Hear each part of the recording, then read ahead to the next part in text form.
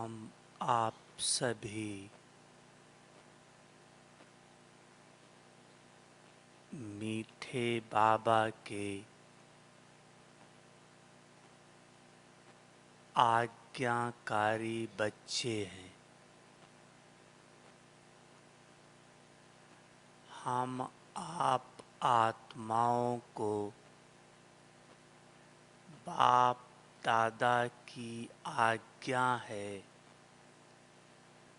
बच्चे तीव्र पुरुषार्थी भव। कभी बाबा कहता है तीव्र पुरुषार्थी बनो, कभी कहता डबल तीव्र पुरुषार्थी बनो। सार बाबा का आपका पुरुषार्थ बहुत फास्ट हो, क्योंकि समय कम है और मंजिल अभी दूर है। मंजिल अर्थात आत्मा का कर्मातीत होना, मंजिल अर्थात सर्वगुण संपन्न 16 कला संपूर्ण बनना। तो इन दो बातों में कर्मातीत की स्थिति और सर्वगुण शक्ति विशेषताओं में संपन्नता, इसमें अभी आत्मा मंजिल से काफी दूर है, लेकिन पहुंचना हमें मंजिल पर थोड़े समय के अंदर है। इसके लिए बाबा कहता है बच्चे डबल तीव्र पुरुषार्थी भव। अंडरलाइन करो तीव्र पुरुषार्थी। अब प्रश्न है कि तीव्र पुरुषार्थ किसे कहा जाएगा। बाबा तो बार बार कहता है डबल तीव्र पुरुषार्थी भव, लेकिन किसको तीव्र पुरुषार्थी कहा जाएगा। तीव्र पुरुषार्थी अर्थात जो बाबा ने कहा मन बुद्धि संस्कार उसी प्रमाण चले। जैसे बाप की श्रीमत है उसी श्रीमत प्रमाण मन संकल्प करे। श्रीमत प्रमाण बुद्धि जजमेंट दे। श्रीमत प्रमाण संस्कार कर्म कराए। तो मन बुद्धि संस्कार तीनों श्रीमत प्रमाण चलें। जिस समय की जैसी श्रीमत है उस श्रीमत के आधार पर उसी प्रमाण चलना ही तीव्र पुरुषार्थी है।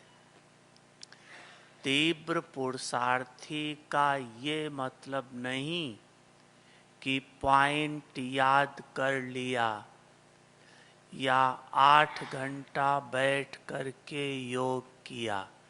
ये तो किया मुबारक है, लेकिन तीव्र पुरुषार्थी अर्थात मन बुद्धि संस्कार ये तीनों श्रीमत प्रमाण चले। मन को ऑर्डर कि 5 सेकंड में मन को परमात्मा में एकाग्र कर दो और आप लगा दो 10 सेकंड, तो ये श्रीमत की पालना नहीं हुई। श्रीमत की पालना अर्थात जिस समय की जैसी श्रीमत है उस समय उसी प्रमाण श्रीमत पर चलना। तो मन के लिए श्रीमत है, मन को चलाना है। बुद्धि के लिए श्रीमत है, बुद्धि को स्थिर रखो, एकाग्र रखो। और संस्कार के लिए श्रीमत है, संस्कार परिवर्तन करो। तो संकल्प चलाना है, अर्थात मन को चलाना है, बुद्धि को स्थिर रखना है और संस्कार को परिवर्तन करना है। मन के चलाने में 3 स्टेज है। एक है मन के अंडर चलना, मन जैसे चाहे हमको चलाए। एक है मन के अंडर चलना, एक है मन के साथ साथ चलना और एक है मन को आर्डर के प्रमाण चलाना। अब आप चेक करो हम कहाँ हैं। मन के अंडर चल रहे हैं या मन के साथ साथ चल रहे हैं या मन को अपने आर्डर में चला रहे। चेक करो। मन के अंडर चलना अर्थात जो संकल्प पुराने हैं, जो भरे हुए हैं आत्मा में, उनके बस संकल्प जो स्वतः आते हैं उसी में चलते रहना। जरा सा उसके अपोजिट बढ़कर पुरुषार्थ नहीं करना। अर्थात जैसे चल रहा है, जो चल रहा है सब ठीक है, उसको कहा जाता है अंडर चलना। कुछ उसके अपोजिट नहीं। दूसरा है संकल्प के साथ चलना। साथ चलना अर्थात आपको अभी ज्ञान मिला है, पहले अज्ञानी थे। अंडर चलना अर्थात अज्ञान के संकल्प, और साथ चलना अर्थात मन को साथी बना करके ज्ञान में मन को चलाना। ज्ञान आप आत्मा के पास है, अभी मन को चलाना है, तो मन को साथी बना करके चलाना, साथी बनकर नहीं। अगर साथी बनोगे तो मन आपको अपने आधार से चलाएगा, लेकिन मन को साथी बनाओ ज्ञान के आधार पर, समझ के आधार पर कि बाबा ने क्या ज्ञान दिया है, उस आधार से मन के अंदर संकल्प लाओ। और तीसरा है मन को आर्डर में चलाओ, अर्थात जो ज्ञान बाबा ने दिया है उस ज्ञान स्वरूप बनकर के मन को चलाओ। ज्ञान स्वरूप बनकर के मन को चलाओ। तो ये है मन को चलाना। लेकिन मन को चलाने के लिए 3 बातें चाहिए। मन आपके अंडर में तब चलेगा जब 3 बातें आपके पास होंगी। एक, आपके मन में इतनी ताकत हो जो आप मन को अपने अंडर में चला सको। अर्थात आत्मा इतनी शक्तिशाली हो जो मन को अपने अंडर में चलाए, क्योंकि शक्तिशाली ही कमजोर को अपने पास चला सकती है। अगर आत्मा शक्तिशाली नहीं, मन शक्तिशाली है, तो आत्मा आर्डर में नहीं चला पाएगी। तो पहली बात, आत्मा शक्तिशाली हो। दूसरी बात है कि मन को सारा दिन ज्ञान का भोजन देते रहो, समर्थ बातें सोचने के लिए देते रहो। जितना समर्थ बातें सोचेगा उतना समर्थ बनेगा। तीसरी बात है, आत्मा को नेगेटिव से बचा करके रखो, या दूसरे शब्दों में कहें, श्रीमत के विपरीत से बचा के रखो। क्योंकि श्रीमत के विपरीत संकल्प उठना आपकी शक्ति गायब होना, शक्ति गायब हो जाती है। तो पहली बात है, मन इतना शक्तिशाली आप आत्मा बन जाओ। तो शक्तिशाली आत्मा बने, इसकी विधि बाबा ने बताई है, मन मना भाव। मन को सर्वशक्तिमान के साथ लगा कर रखो। जब आपको शक्ति लेनी है तो बाबा को सर्वशक्तिमान के स्वरूप से याद करो। बाबा बाबा है, लेकिन बाबा क्या है? सर्वशक्तिवान है। तो सर्वशक्तिमान के स्मृति से याद करोगे, उस स्वरूप में टिककर याद करोगे, तो सर्व शक्तियाँ आप आत्मा में आएंगी। तो एक याद के आधार से शक्ति स्वरूप बनो। दूसरी बात है, मन को समर्थ बनाओ।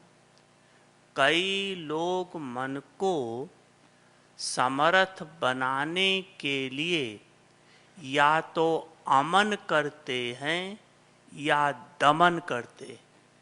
अमन अर्थात जब योग में बैठते हैं शक्ति लेने के लिए, तो यही संकल्प करते हैं कि बस मैं आत्मा हूँ, ज्योतिर्बिंदु स्वरूप हूँ।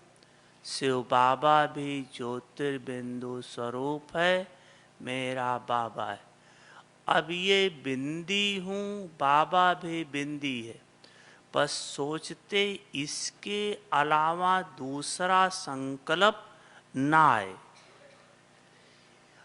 दूसरा संकल्प ना आए, हो ही नहीं सकता है।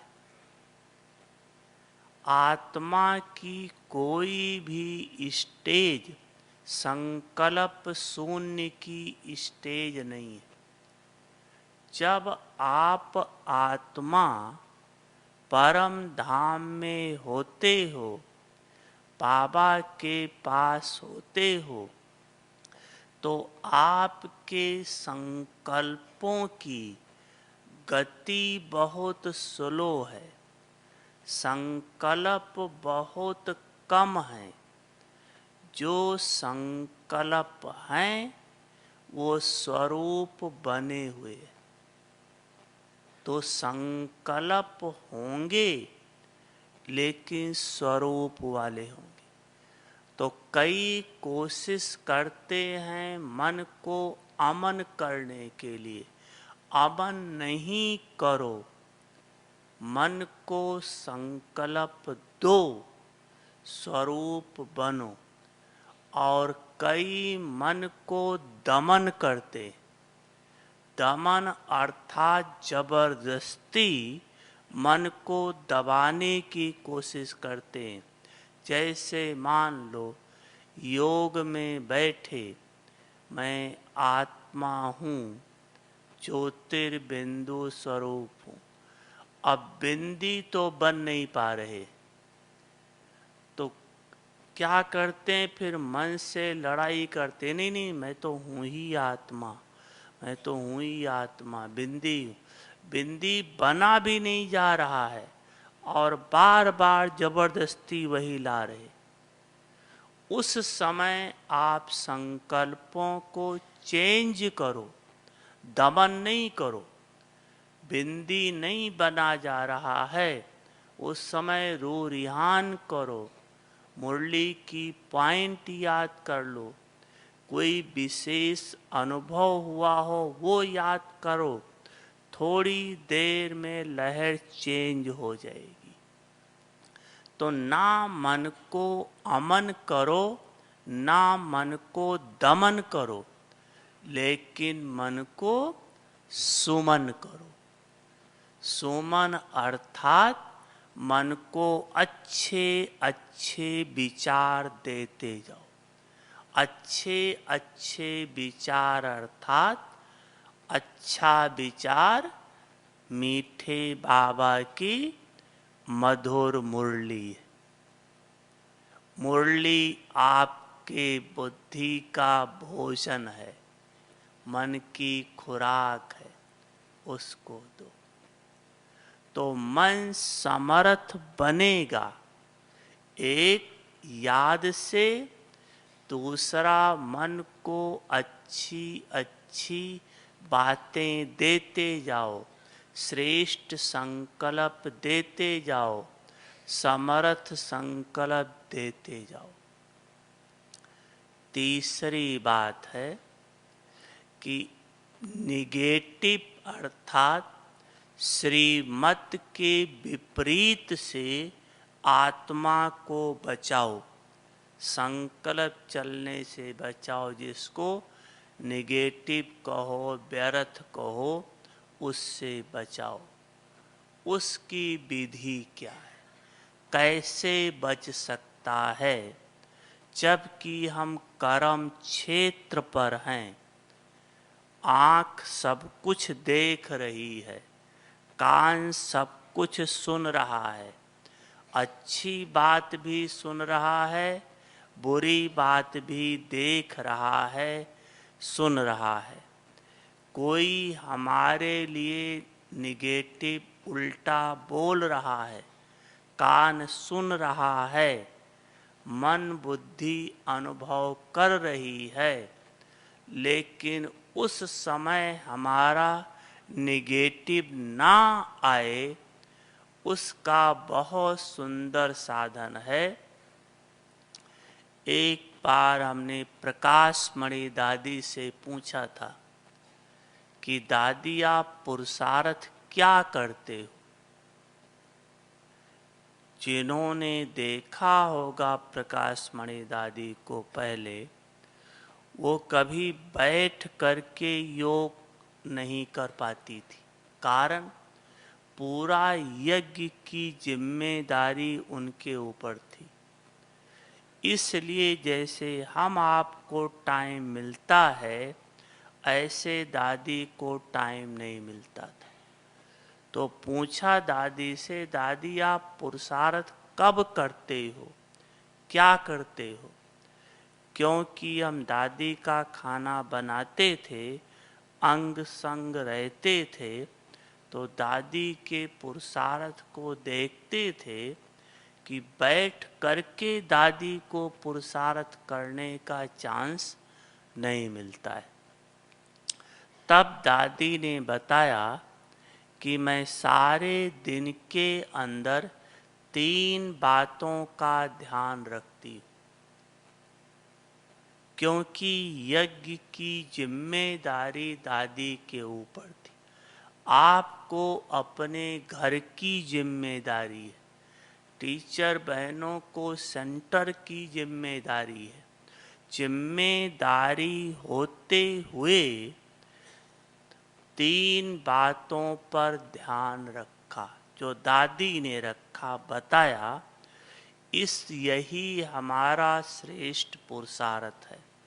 तो पहली बात दादी ने कहा कि जब हम किसी से भी बात करते हैं, देखते हैं, बोलते हैं, तो 75% अपने प्रति, 25% उसके प्रति ध्यान रखकर बोलते हैं। अर्थात जब हम बोलते हैं तो इतना अटेंशन रखते हैं कि हमारा मन बाबा में जुड़ा रह जाए। 75% अपने प्रति रख लेते, क्योंकि जितना आपका मन बाबा में जुड़ा है, बाबा की याद में रहकर बोलते हैं, आपकी तो कमाई हो रही है, लेकिन आपके वाणी का प्रभाव पड़ता है। आपके वाणी से गलत नहीं निकलेगा, समर्थ निकलेगा। तो एक बात बताई कि 75% अपने लिए, 25% पर के लिए। दूसरी बात बताई कि जब किसी को डायरेक्शन दे रही होती हूँ, उस समय उसके कल्याण के लिए सोचती रहती हूँ, इस आत्मा का कल्याण हो जाए। सिर्फ डायरेक्शन ही नहीं देती, लेकिन उसके साथ कल्याण की भावना रखती। चाहे कमजोर था, चाहे अच्छा था, कुछ भी था, लेकिन उसकी कल्याण की भावना साथ में रहती थी। तो कल्याण की भावना से दुआएं मिलती। तीसरी बात दादी ने बताया कि यह मैं पूरा ध्यान रखती हूँ कि मेरा मन बुद्धि व्यर्थ में ना जाए, व्यर्थ में ना जाए। बाबा, बाबा की सेवा, बाबा के ज्ञान का मनन, इसी में रह जाए। या तो कल्याण का संकल्प, या बाबा की याद, या बाबा का ज्ञान, या बाबा की सेवा। इसके अलावा और संकल्प ना जाए। इस कारण से हमारी शक्ति जमा होती रही, शक्ति जमा होती रही। तो मन समर्थ बनाने के लिए निगेटिव से बचाओ। बचाने की विधि 3 बातें बताई, जो दादी ने प्रैक्टिकल किया। इतना बड़ा यज्ञ संभालते हुए और दादी कर्मातीत बनी, जबकि हम आप जैसे कोई बैठ करके पुरुषार्थ नहीं किया, गुप्त पुरुषार्थ बहुत किया। फिर एक बार दादी से पूछा, दादी आप जब योग कराते हो, दादी शाम के समय योग में आती थी, तो मैं कहा दादी आपके यहाँ चमकने लगता था और शक्तियाँ मिलती थी। जो दादी की मुरली सुनी, जब मुरली सुनाती, अनुभव होगा कि कैसे खुशी में ले आती थी दादी, नचा देती थी सबको मुरली में। तो वो अंदर भरा था। तो दादी से पूछा, दादी ये तो बिना अशरीरी हुए बिना ये शक्ति ना दे सकते हैं ना ऊपर से ले सकते। तो दादी आप अशरीरी होने का अभ्यास कब करते हो? ये तो आप जो बताया, दुआओं का खाता, शक्ति का खाता, समर्थ का खाता है, लेकिन अशरीरी होने का अभ्यास कब करते हो? क्योंकि बताया पहले ना, बैठ करके दादी को योग का चांस नहीं मिलता था। देखो कितना गुप्त पुरुषार्थी थी दादी। दादी ने बताया कि जब मैं सुबह स्नान करने जाती हूँ तो 1 घंटा वो मेरा होता है। 1 घंटा लेती हूँ, वो मेरा होता है। वहाँ कोई भी नहीं है। यहाँ तो चलते फिरते ब्राह्मणियाँ साथ में होंगी, कोई ना कोई होगा ही होगा। वहाँ सिर्फ मैं अकेली और मेरा बाबा। वो पल में बहुत अशरीरी होने का अभ्यास करती, क्योंकि ना वहाँ कोई कर्म है, ना सेवा का संकल्प है, कुछ नहीं है, ना कोई है। बस मैं, आत्मा और मेरा बाबा, टोटल निसंकल्प होने का अभ्यास मैं बाथरूम में करती हूँ। है कोई ऐसा पुरुषार्थ करता है कोई? कितना गुप्त पुरुषार्थ था ये।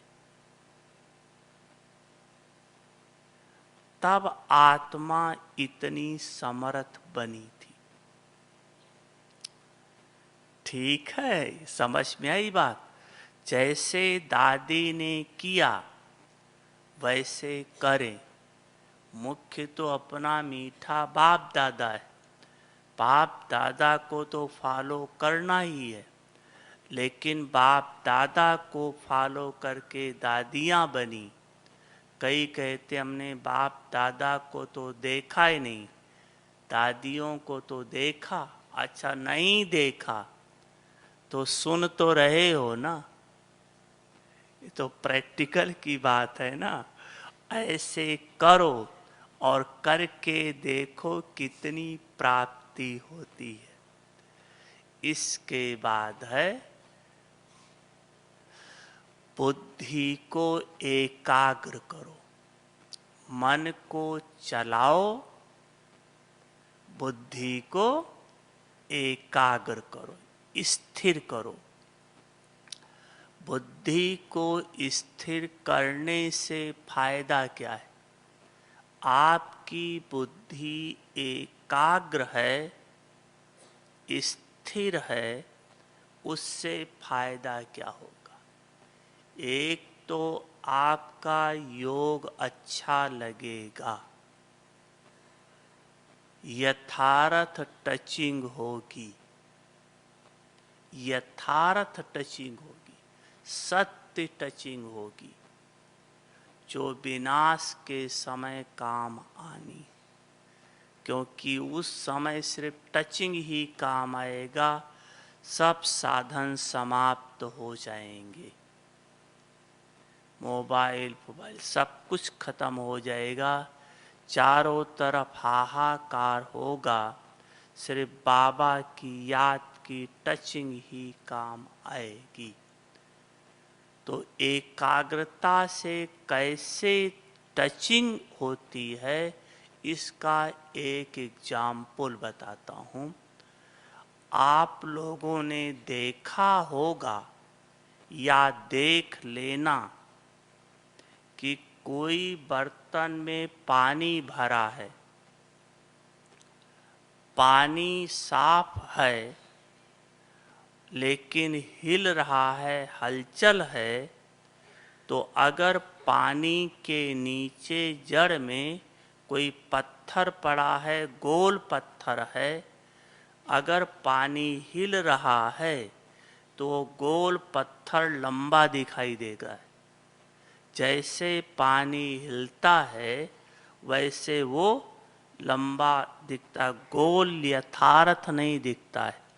नहीं तो कल करके देख लेना, यथार्थ नहीं दिखेगा।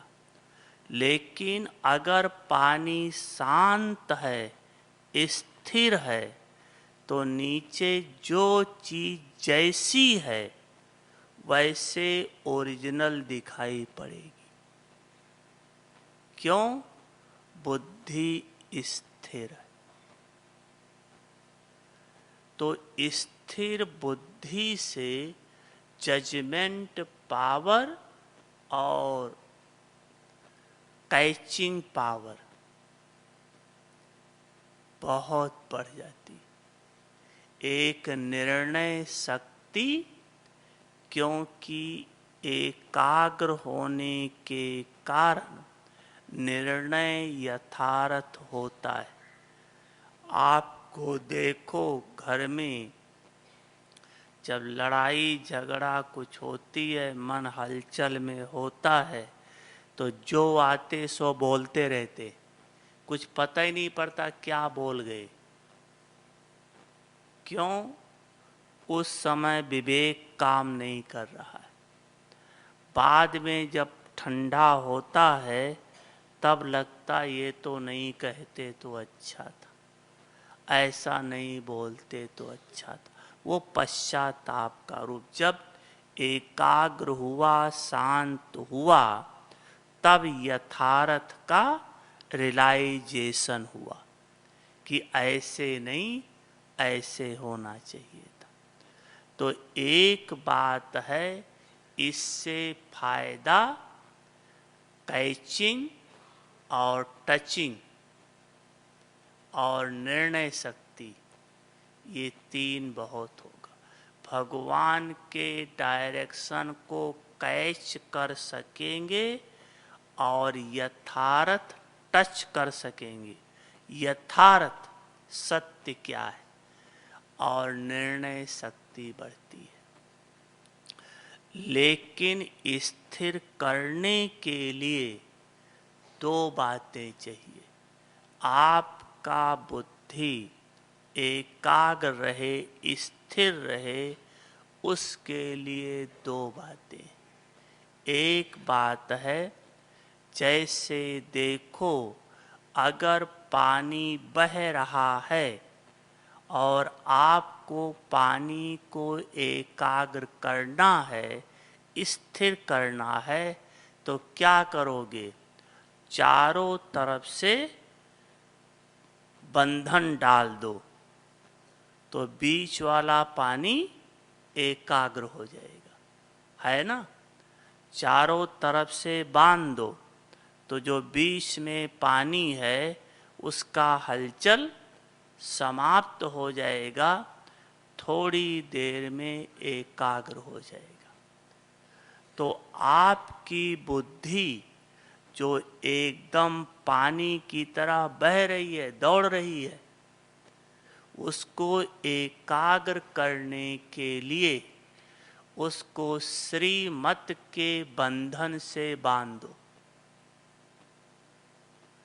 श्रीमत के बंधन से बांध दो। जब श्रीमत के बंधन से बंध जाएगी, फिर बुद्धि स्थिर हो जाएगी। श्रीमत क्या कहती है बुद्धि के लिए? श्रीमत कहती है, आप श्रीमत के प्रमाण जजमेंट करो, श्रीमत के प्रमाण निर्णय दो। ये बुद्धि के लिए श्रीमत। जितना श्रीमत के प्रमाण निर्णय करेंगे, उतना आपकी बुद्धि एकाग्र होती जाएगी। हम श्रीमत के प्रमाण निर्णय कर रहे हैं, इसका कैसे पता पड़ेगा कि हमारी बुद्धि श्रीमत के प्रमाण निर्णय कर रही है? उसकी परख क्या है? एक उदाहरण देता हूँ। बाकी आप स्वयं उसके आधार से चेक कर लेना। मान लो अभी हम क्लास करा रहे हैं, क्लास करा के हम क्लास से उठते हैं और जैसा हमने क्लास कराया उस अनुरूप हम नहीं चल रहे। जैसे हमने क्लास कराया उस अनुरूप हम नहीं चल रहे। मान लो जोर जोर से बोल रहे हैं, कुछ कर रहे हैं, तो आपके मन में क्या संकल्प आएगा कि कहते कुछ और हैं करते कुछ? आएगा या नहीं? होगा ना, नेचुरल उठता है। कोई भी, हम नहीं, आप कोई भी हैं, मन में कोई बोल देता है, कोई मन में ही सोच के रह जाएगा कि देखो कहते क्या है करते क्या है। और कई कई तो इतना तक बोल देते हैं, बड़े लोग भी ऐसे करते हैं क्या? अब आपने देखा बात सत्य है, बुद्धि उस समय जो सत्य बात है वो देख करके सत्य निर्णय दे रही है, लेकिन इसको बुद्धि की दिव्यता नहीं कहा जाएगा। इसको बुद्धि की दिव्यता नहीं कहा जाएगा, क्योंकि बुद्धि श्रीमत के प्रमाण निर्णय नहीं दिया। श्रीमत क्या कहती है? श्रीमत कहती है see father, see mother, don't brother and sister. माँ बाप को देखो, भाई बहनों को नहीं। अगर भाई बहनों को देखना तो उनके गुण देखो, अवगुण नहीं। ये श्रीमत कहती है ना। अब अगर उस प्रमाण बुद्धि ने जजमेंट नहीं दिया तो बुद्धि दिव्य नहीं। तो बुद्धि को श्रीमत के प्रमाण चलाओ, श्रीमत के प्रमाण निर्णय दो। हमारी गलती देख करके गलत निर्णय नहीं दो। बात सत्य है, लेकिन श्रीमत क्या कहती? उस समय बाप और बाप की श्रीमत याद आ जाए तो आपकी बुद्धि हलचल में नहीं आएगी। क्यों? अगर आपने हमारी कमी देखी तो उसका विस्तार जरूर होगा, मन के अंदर चलेगा। अगर श्रीमत प्रमाण निर्णय दिया तो वहीं रुक जाएगा, विस्तार नहीं हो पाएगा, वहीं रुक जाएगा। करके देखो, बुद्धि स्थिर हो जाएगी। तो एक है श्रीमत के प्रमाण, बुद्धि को बांधो, और दूसरा है बुद्धि को भगवान के आगे अर्पित कर दो। अर्पित कर दो। जब बुद्धि भगवान के आगे अर्पित कर दोगे तो अर्पित बुद्धि करते ही दिव्य बुद्धि का वरदान आपको मिल जाएगा। जैसे देखो, बाबा ने कहा था, उदाहरण देकर बताया था कि आप बाजार में जाते हो, पैसा देते हो, सामान लेते हो, देना ही लेना है ना? ऐसे पैसा देते हैं, सामान लेते हैं, तो देना ही लेना है। ऐसे मैंपन की बुद्धि देह अभिमान की बुद्धि भगवान के आगे अर्पित कर दो, भगवान को दे दो, तो दिव्य बुद्धि का वरदान स्वतः मिल जाएगा। देना ही लेना है। किस विधि से दो? यही विधि श्रेष्ठ संकल्प के द्वारा कि बाबा अब इस बुद्धि पर आपका अधिकार है। बाबा ये बुद्धि अपने आपके हवाले अर्पित कर दी, आप जानो आपका काम जाने। बाबा रिटर्न में कहेगा, अच्छा बच्चे, बुद्धि मेरे हवाले अर्पित किया, अब इस बुद्धि पर मैंपन का अधिकार हटा दो। जैसे बाबा चलाए, जैसे श्रीमत चलाए, वैसे बुद्धि को चलाओ। इसको कहा जाता है बुद्धि को समर्पण करना। तीसरा है संस्कार परिवर्तन। संस्कार परिवर्तन का बहुत सुंदर विधि है। अभी से प्रयोग करके देखो, क्योंकि पुरुषार्थ में सबसे ज़्यादा विघ्न संस्कार ही डाल रहे हैं। पुराने संस्कार, पुराने संस्कारों को आप परिवर्तन करना चाहते हो, दो बात का ध्यान दे दो, जो पिछले गुरुवार में भी बाबा ने संदेश में कहा था।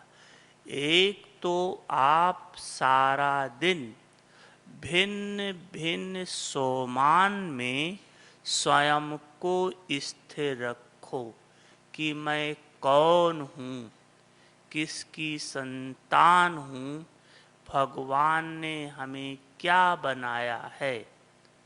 तो भिन्न भिन्न सोमानों में मैं मास्टर सर्वशक्तिवान हूँ, शिव शक्ति हूँ, ब्रह्मा कुमारी हूँ, या जो बाबा ने टाइटल दी है, भिन्न भिन्न सोमानों में स्थिर रखो। तो सोमान में ज़्यादा समय रहेंगे तो जिस चीज़ में ज़्यादा समय रहते हैं वो संस्कार बन जाता है।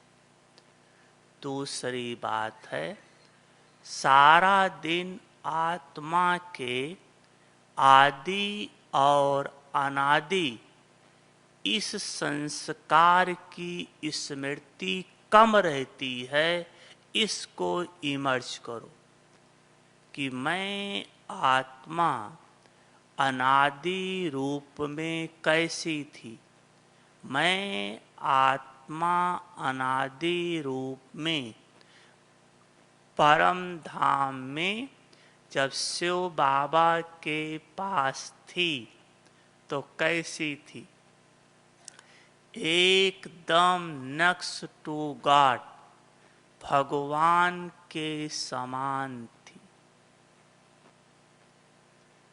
दूसरी बात, जब आत्मा आदि रूप में है तो देव आत्मा है। जब हम आत्मा देवताई शरीर धारण किया हुआ था, देवता स्वरूप में थी, उस समय हम कैसी थी? मेरे बोल कैसे थे? मेरे चलन कैसी थी? कैसे राज्य करते थे? कैसे परिवार में रहते थे? कैसा व्यवहार करते थे? अपने आदि स्वरूप को इमर्ज रखो।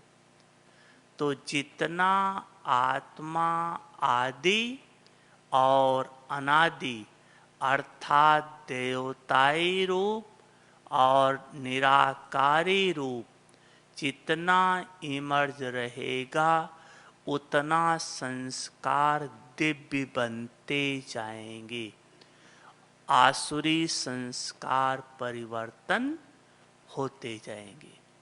तो मन, बुद्धि, संस्कार तीनों श्रीमत प्रमाण चलें। मन, बुद्धि और संस्कार तीनों को मिला के आत्मा कहा गया है। आत्मा श्रीमत प्रमाण चले, यही है डबल तीव्र पुरुषार्थ।